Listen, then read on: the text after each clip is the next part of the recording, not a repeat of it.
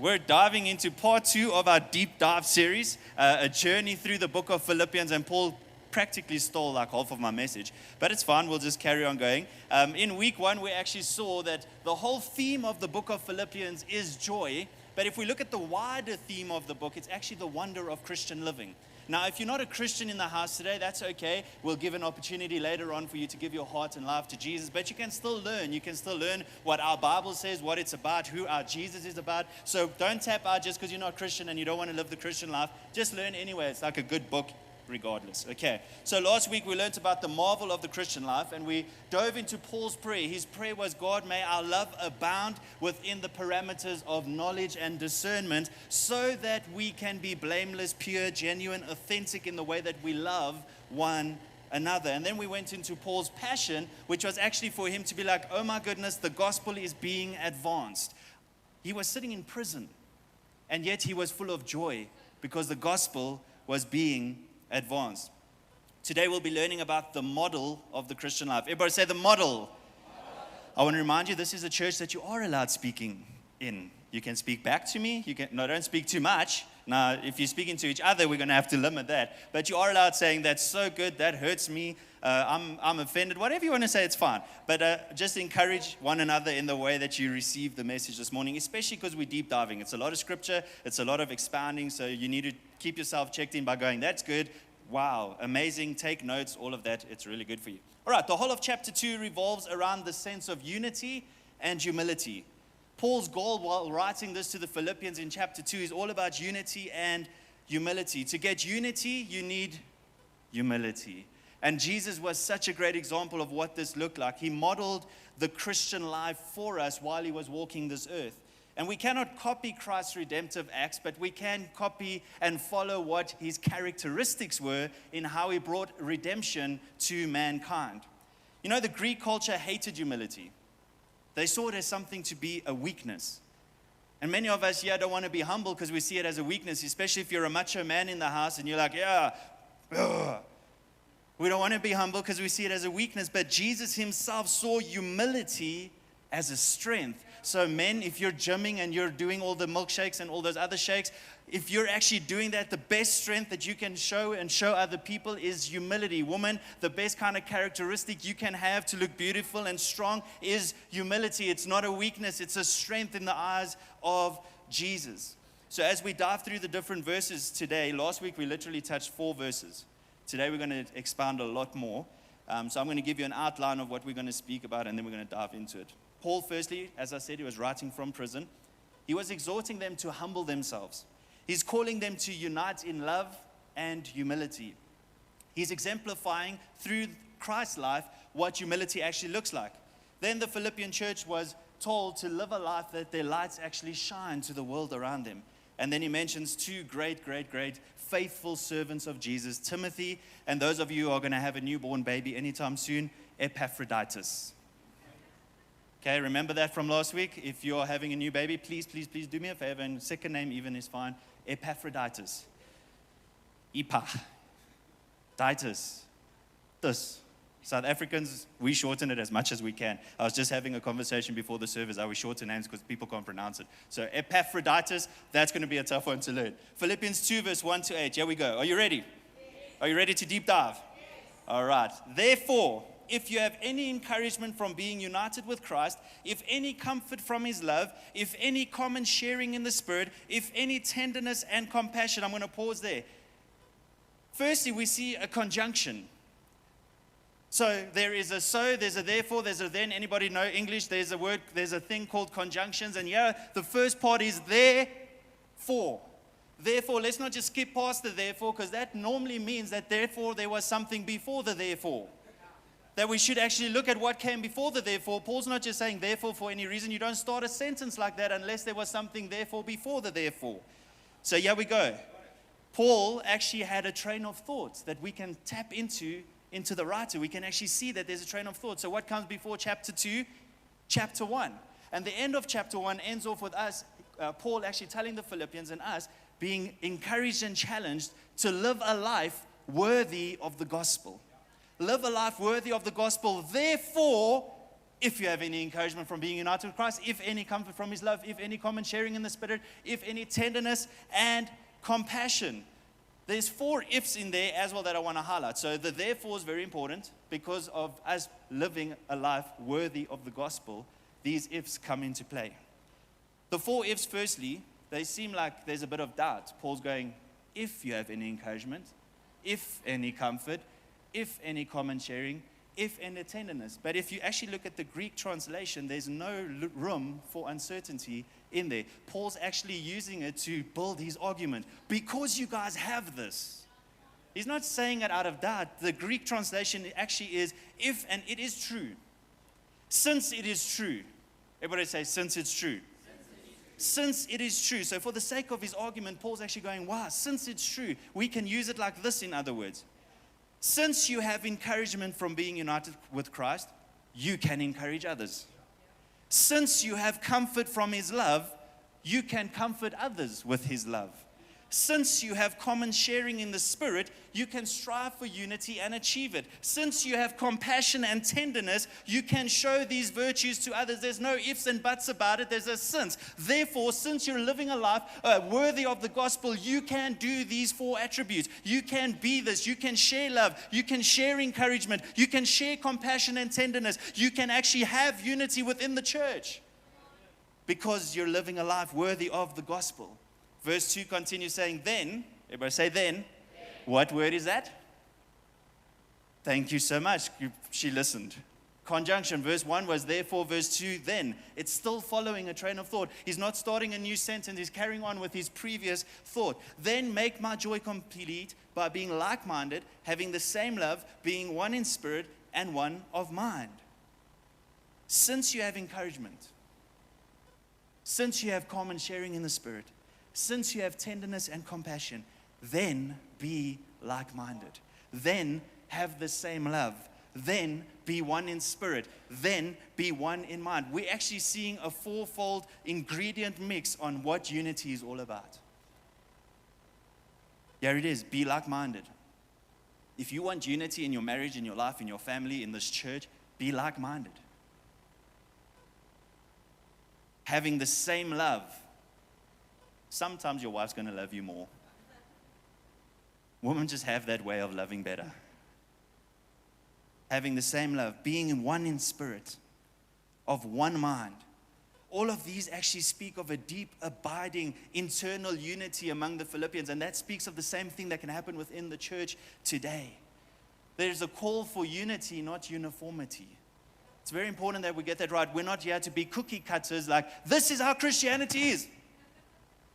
Like a producing factory of Christians. Let's go, let's go, let's go. Everybody look the same, speak the same, do your hair the same. None of you can do it like me. It's just, there's not a call for uniformity. There's a call for unity, that we have the same love, the same mind, the same spirit. Even though we look different, even though we act different, we've got this unity within the church. And Paul's going, Philippians, you guys have got to get this right. I'm not looking for uniformity. I'm looking for unity.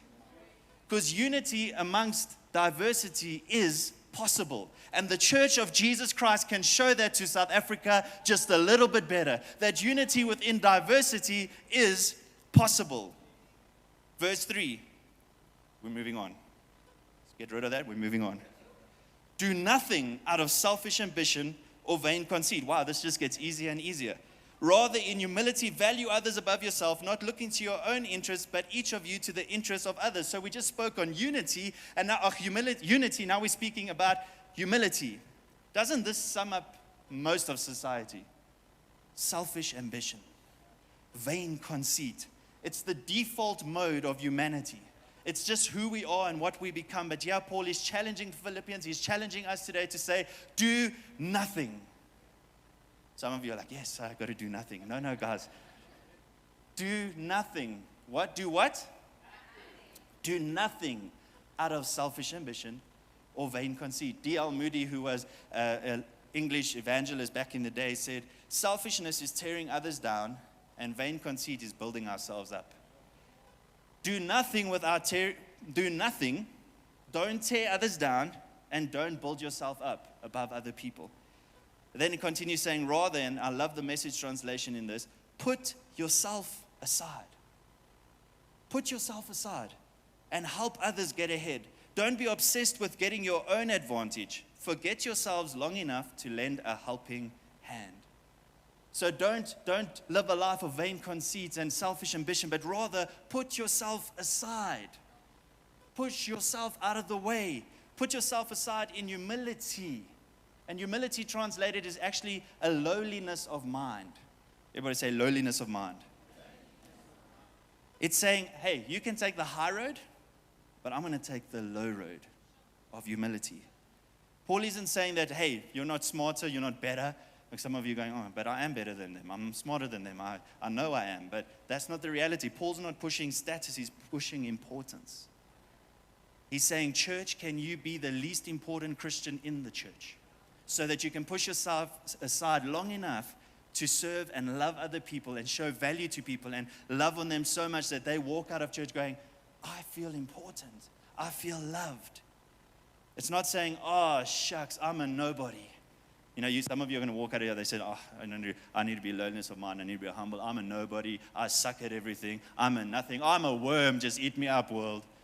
That's not what we're saying. You can still be better, but you can still place people in more importance than what you are. It's pushing yourself aside long enough.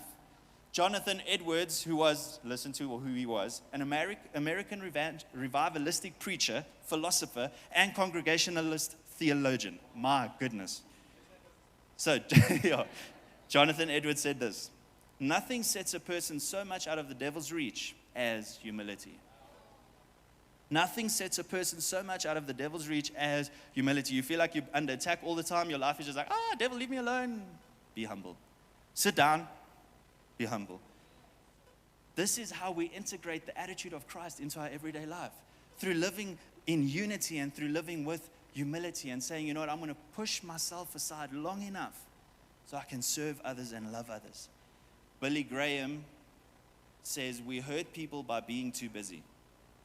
Too busy to notice their needs, too busy to drop that note of comfort or encouragement or assurance of love, too busy to listen when someone needs to talk, too busy to care. Let's be humble and place immense value on other people. Let's not be too busy in this busy world and your busy life with your busy kids and all the busyness that comes with that. Let's not be too busy that we forget to care for people and place immense value on those around us, and that's going to take some humility. So the model of the Christian life, Paul starts with this whole idea of unity and humility, and then he goes on to saying, hey, guys, I'm not just telling you this, I want to show you that it came from Christ. Verse 5-8 shows us the example of Jesus Christ being humble and being united with people. He's actually saying, what I'm telling you to do was observable in Jesus. So verse 5, which Paul read, in your relationship with one another, not Paul the Bible, Paul the elder, not this Paul that wrote this, that Paul. In your relationship with one another, have the same mindset as Christ Jesus. In the Greek, it actually means to have the attitude in and among yourselves that is the same as Christ. Max Lucado says, Christianity in its purest form is nothing more than seeing Jesus. Christian service in its purest form is nothing more than imitating him whom we see. To see his majesty and to imitate him, that is the sum of Christianity. Ultimately, if you want to live like Jesus, look at what he did and be what he was. That's what it comes down. It's looking at Jesus in its purest form. We're looking at Jesus. Christianity in its purest form is nothing more than seeing Jesus. Some of us need to take a back seat a little bit and look at the life of Jesus and go, wow, who is Jesus to me? It's great to celebrate him on Communion Sunday. It's great to remember what he's done for us. But can we get to a place where we're going, who is Jesus to me? What is he? And how can I imitate him best? Paul then carries on in verse 6-8, speaking about what Jesus did. Being in the very nature, God did not consider equality with him something to be used to his own advantage. Rather, he made himself nothing by taking the very nature of a servant, being made in human likeness. Being found in appearance as a man, he humbled himself by becoming obedient to death, even death on the cross. As we heard, Jesus was and he always is God. He's never stopped being God. Just because he came to earth didn't change his deity. He always remained God. The important thing to realize is that he came to earth to redeem mankind of their sins. He came to earth to do what we celebrated today, to die on a cross for you and for me so that we can be set free, not just saved, set free. Some of us are still living in slavery. Christ has come to set you free, free from fear, free from shame, free from guilt, free from sin. You're reminded today that you need a life of freedom, not chained up in all the things of life. He's come to set you free. And then he continues saying that he made himself nothing. In other words, he emptied himself. Instead of maintaining his former manner of existence as God, he emptied himself. He emptied himself. The other version says he made himself nothing. Another version says he laid aside his privileges. He laid aside his privileges. From the Greek word, we get the term kenosis. Everybody say that's a fun word to say, kenosis. I don't know if we need to say it like a Joburg Boot or what, but it says kenosis, which refers to the doctrine of Christ actually limiting himself. That's crazy. So not just did he empty himself, he limited himself. He limited himself not of his deity. He didn't cease to be God when he became man. He didn't give up his attributes, but he gave up his expression of those attributes. He gave up his expression of authority. When he emptied himself, he veiled his glory and voluntarily restricted his deity. He held himself back. There was many times where he could have been like, I'm sick of you. You be dead. But he didn't. He held himself back. He limited himself. Kenosis. He stepped back from what he could achieve and be like, no, God, your will be done. No, my will be done. Some of us need to learn that. That we can actually step back and go, oh my goodness, Lord, your will be done. Your will be done. Don't let me run ahead. Don't let me do what don't know, God, you, just you. He put aside and put in place certain limitations on his life because he became a man. He gave up his environment of glory. He took upon himself limitation of space, of knowledge, of power. Christ stripped himself of the robe of glory so that he could put on the rag of humanity. And why did he do this? So that we can be set free. So that we can be set free. The incarnation should be the motivation for our demonstration of the loving service of Jesus. I'll say that again for those of you who are slow. The incarnation should be the motivation for our determination to be humble servants of Jesus. Ultimately, because Christ came as a man, incarnation, we can actually live out a humble life for him, serving other people. So my question in that section is, what must you empty yourself of to model the same servant attitude as Christ? What must you empty yourself of? Maybe it's a title. Your title in the kingdom is small. What do you need to empty yourself of? A position? Some privileges? Some rights? Some status? Some personal conveniences? So that you can humble yourself and serve other people? Humility and unity is so important. Then verse 12 continues, therefore, I'm going to leave you guys to say it. It is still connected to what he's talking about. He has not moved on yet. Therefore, he's still continuing with the same thought pattern. My dear friends, as you have always obeyed, not only in my presence, but now much more in my absence, continue to work out your salvation with fear and trembling, for it is God who works in you to will and to act in order to fulfill his good purpose. The broad sense of this whole idea is to work out your salvation in reverence and awe, not fear like fear in the Inside Out movie, I'm so scared, but a reverence and an awe of who Jesus is. And so I want to work out my salvation because of what Jesus has done for me. I'm in awe of who he is. I'm in reverence of who he is, and so I'm working out my salvation. And the first thing to take note of in that passage is that it is your salvation. Don't work out someone else's salvation. You can be an encouragement, you can cheer them on, you can give them a slap, but you cannot work out their salvation. You've got to work out your salvation. Another thing that actually means, it's your salvation. It's not something we're working for. Once you've been given salvation, the free gift of salvation that Jesus Christ has given us so freely, it is your salvation. You're not waiting to possess it. It is already yours. Work out your salvation. I am saved. I am free. This is who I am. So I want to work out my salvation to become more like Jesus. I already possess salvation. It's not something I'm working for. Many religions make you work for. Christ gives it freely. It's yours. If you've given your heart and life to Jesus, it's yours. And then you just got to work this thing out. Because nobody learns how to do stuff without learning how to do stuff. You don't come out as a baby and go, I know how to talk, I know how to run, I know how to talk, I know how to write, I know how to speak. I don't. Speaking and talking is the same thing. Anyway, work out your salvation. Work out your salvation. In working out our present salvation from the power of sin, we're to be very active, not passive. I'm going to repeat that. Be active, not passive. It's not like Paul is saying, hey, just let go and let God. As Christians love using. Just let go and let God. Now, there is a place for letting go and letting God. Don't hear what I'm not saying. But there isn't a place for letting go and letting God in the working out of your salvation. There's no passivity in going, you take over, God. There's actually you putting in the effort, being intentional, going, God, I want to work out my salvation. I want to run this race. I want to be a Christian. I want to be as good a Christian as I can be. The Christian life is a battle. And it's a battle in three fronts: the world, the flesh, and the devil. Now, there's a time for letting go, but it's not in the world, the flesh, and the devil. You can't let go and let God in the world, in the flesh, and the devil. You've got to let go and let God in things that you cannot control, circumstances that are out of your control. You got to let go and let God in the things that where He says, I will work it out for good. That's where you're like, God, this is yours. You work it out for good. But there's areas in your life where we cannot be passive. Fighting sin, you cannot be passive. You'll get charged by that thing. You cannot be passive when you're fighting sin. You cannot be passive when you're working out your salvation. You have to be dramatically active. That's why I love the wife I'm married to. I love you so much, baby. I love the wife I'm married to. Because she's always like, we got to be better. Always pointing out the red flags before they even become things. There's red flags. Let's watch the red flags. In your life, there's always red flags. Be dramatically active. Don't just, whoa, that's a nice red flag. And then it's too late for you to do anything. Be dramatically active. There's no place for passivity and inactivity in the Christian life.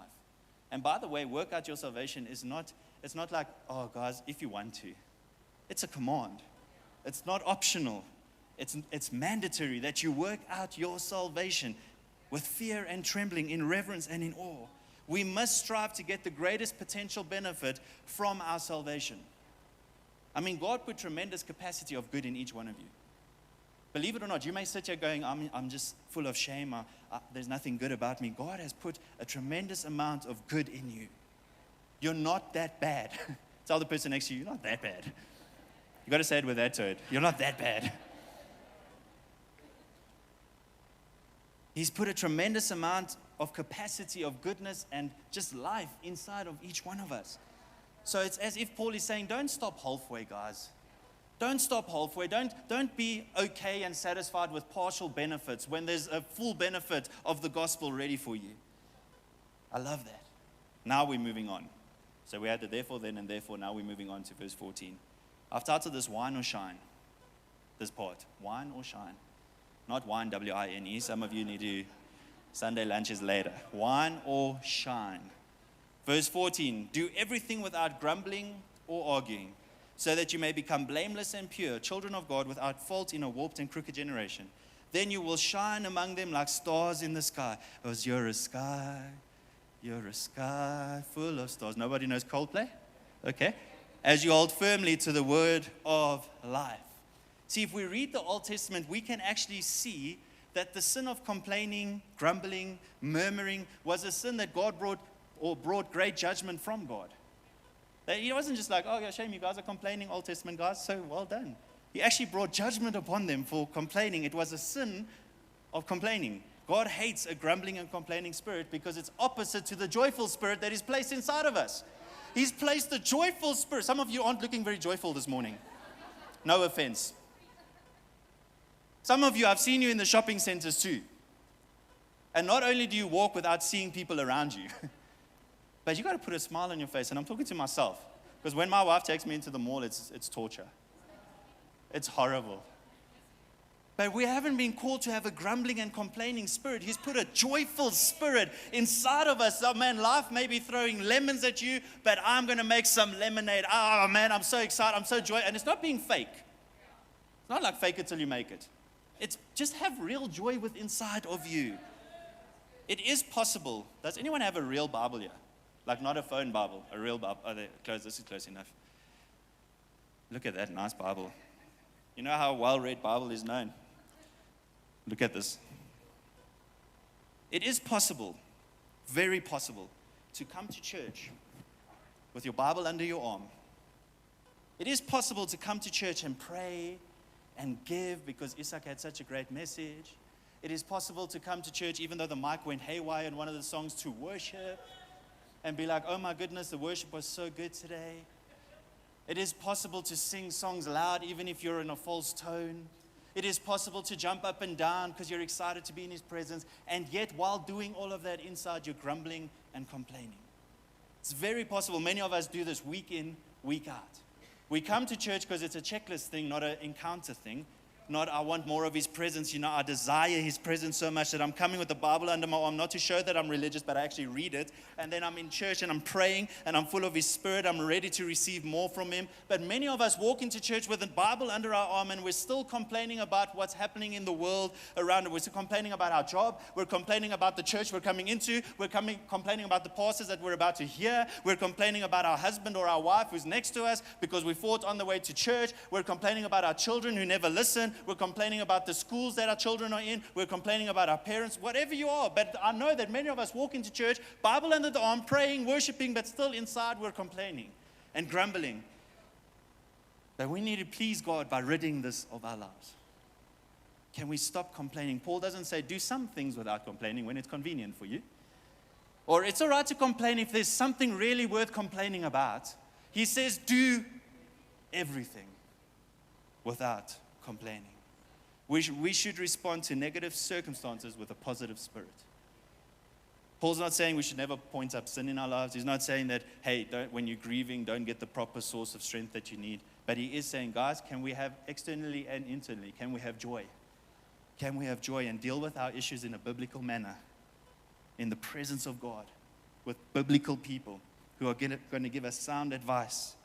When we complain, we're ultimately complaining against a sovereign God. His institution, His laws, His providential dealings, His leaders. When the Israelites were grumbling against the leadership of Moses and Aaron, this is Moses' reply to them in Exodus 16:8. You're not grumbling against us, but against the Lord. Remember that the next time you complain. It's a sovereign God who is working in us to good will and His purposes. So just a thought. When you are complaining about a situation, make sure you're not denying God's wisdom or His goodness. Next time you find yourself complaining, make sure you don't deny God's wisdom or His goodness. Is this denying God's goodness? Stop complaining. Is this denying God's wisdom, that He actually knows what to do with my life? Stop complaining. So it starts with grumbling and then it continues with arguing. Another reason God hates complaining is that it disrupts Christian unity. You and I need to complain less and argue less because it disrupts Christian unity. Complaining brings fighting, verbal wars, and if you're a Facebook warrior, even worse. A grumbler, listen, face your. For 21st century Christians, can you please stop doing Facebook, Instagram, TikTok wars? It's not doing anything for the faith. Your life will shine a light, not your fingers. It's not changing, it's adding more reason that people don't like Christians. It's doing bad testimony to our faith, so stop it in Jesus' name. Amen. If you did that, I'm sorry. I'm not. A grumbler soon begins to find fault with everyone and everything but himself. He begins to point fingers, but forgets that four are pointing back to him. M.R. DeHaan, he was an American Bible teacher, said, the children of Israel were constantly murmuring and complaining when they should have been trusting and praising. Many of them never reached the Canaan of spiritual victory and blessing. Still today, grumblers and complainers are never victorious Christians. And there is so much truth in that. Why do you think Paul is writing about this? Do everything without complaining, because you won't be a victorious Christian if you're just complaining about the country, complaining about your wife, complaining about your kids, complaining about your lack, complaining about whatever you complain about. You will not be a victorious Christian. Give it to God. This is where you can let go and let God. Give it to God. Allow Him to work with it, and you just work out your salvation. And the result of this is that we would become blameless and pure, the verse says. And then it continues saying, in which you will shine like stars in the universe. the result of us not complaining is that we would actually shine like stars in the universe. The world is crooked, the world is depraved, the world is perverted, and at best it can only twist truth. Yet Christians are the light of the world. That is what we have been called. You are the light of the world because Christ lives within you. Yet Christians don't shine that light so often. As we shine our lights to the unsaved world, Paul's actually saying God's plan is that the Christians are to make an impact on this world. The whole idea is that your life is to impact other people. Trust Christ, for He can give you meaning, purpose, and joy. And then gripe and complain, looking like you just ate a sour grape. All that does is means that we lose testimony. We must face the fact that a complaining spirit is a bad testimony for the Christian faith. Can you imagine what kind of impact Paul would have had in the Bible? Last week we spoke about how many prison guards he was chained to over and over again. 4 to 6 hours at a time, he's chained to prison guards, and he was talking about Jesus, and he's talking to the Jews and the Gentiles, and he was telling them all about Jesus. He was advancing the gospel. But can you imagine if he was chained to a prison guard for 4 to 6 hours and just like, this jail stinks. The food is awful. Could have given me a 3-course meal, but here you are giving me peas. Seriously, the conditions are atrocious. These Christians that visit me are so negative. I'm just sick of being here. I'm not even going to pray anymore because God doesn't answer my prayers. How can He place me in this position when I was supposed to go to Spain and preach the gospel message? But here I am sitting in a prison chained to you. Look at you. How can I be sitting here? Oh my goodness. This is a waste of my life. This is a waste of my time. This is a waste of my mission. Doesn't God know that He has a plan and purpose with my life? And here I am chained to you doing nothing. Can you imagine what impact that would have made? The prison guards would have been like, this guy's loco, firstly. In other words, crazy for translation. This guy's sitting here, and I'm like, he calls himself a Christian. And look at this testimony. When life throws hard things at him, look at the first thing he does. Complain, complain, complain. I don't want to be that if that's what it's called. Imagine the impact Paul would have had, yet he didn't. He had joy in the circumstance. He was like, how's it, dude? I'm chained to you. Nice to meet you. I'm about to speak about Jesus. Lend your ears to me too, because you're about to get saved. And many prison guards got saved. Many people got saved because he was in prison, and the gospel was advanced because he wasn't a complainer. He was full of joy. Full of joy. All of us have God-given opportunities to be full of joy in the midst of bad circumstances, so that we can shine like stars. I don't know if anyone's ever told you this, but you're a star. You're a front row people. You're a star. Tell the person next to you, you're a star. Not a disaster, a star. Tell the next person, you're a star. See, every chance we get, Christians should not pull out of this dark world. We're not to be sitting around our little light shining stars and be like, yes, nice to have the 4 of us, yeah? You guys are so bright, the brightest of the lot. No, we've been called to shine like stars, that the world will see your twinkle, your glow. Erwin W. Lutzer, who was an evangelist, said, complaining about our lot in life might seem quite innocent in itself, but God takes it personally. Here's your choice. You can burn up your energy complaining, or you can burn up your energy shining like stars. Which one is it going to be? We've all been called to shine like stars. A commentary said, shine like a flashlight, guiding those walking in darkness. Shine like a lighthouse, signaling those caught in the world's fogs to see the rocks. Shine like the sun, beaming sunshine on a dark and cloudy day. Shine like a star, cutting holes in the deep darkness. Shine like the moon, reflecting the light of the sun. Church, the model of Christian living is found in Christ. Be humble like Him. Serve and love like Him. Work out your salvation daily so you can be like Him. Don't go about grumbling and complaining, but reflect the Son. Because when we grumble and complain, we're not reflecting the S-O-N Son. Not S-U-N Son. Some of you are like, I don't get it. Son. Hudson Taylor, I want to finish with this. This is hectic, but it's for the Christians in the house. Hudson Taylor. If your father and your mother, your sister and your brother, yes, even the cat and dog in your house, are not happier for you being a Christian, it is a question whether you really are or not. Because ultimately, we are here to shine like stars. For me, it's easy to shine like a star in church. Great, put on a smile, everybody, but at home is my real test.